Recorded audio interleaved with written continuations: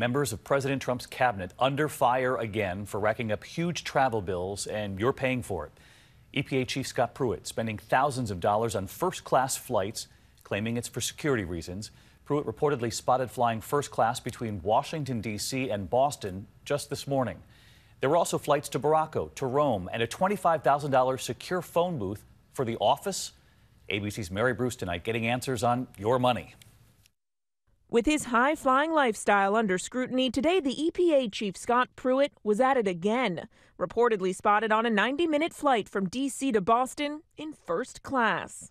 Over just a few weeks in June, travel costs for Pruitt and his team totaled more than $90,000, including a $1,600 first-class ticket from D.C. to New York, 6 times the price of coach, and more than $36,000 for a military jet from Cincinnati to New York so Pruitt could catch a $7,000 flight to Rome, where he and his team took in the sights before official meetings, visiting the Vatican and sampling the local delicacies. Just a few weeks ago, another first-class international trip, this time to Morocco, all on the taxpayers' dime.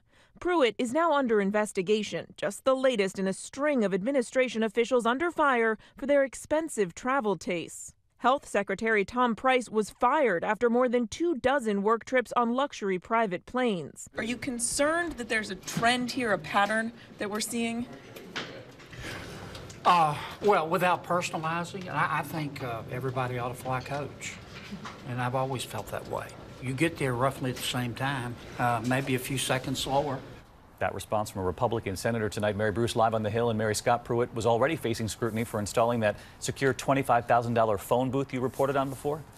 Yeah, David, Pruitt seems to be very concerned with his security. In fact, the EPA tonight is citing security concerns as one of the reasons why Pruitt has been traveling in first class. But it's unclear how a first-class seat is somehow better protected. Tonight, no direct response from the EPA to that question, but a former EPA law enforcement official tells us the whole idea is, quote, patently absurd.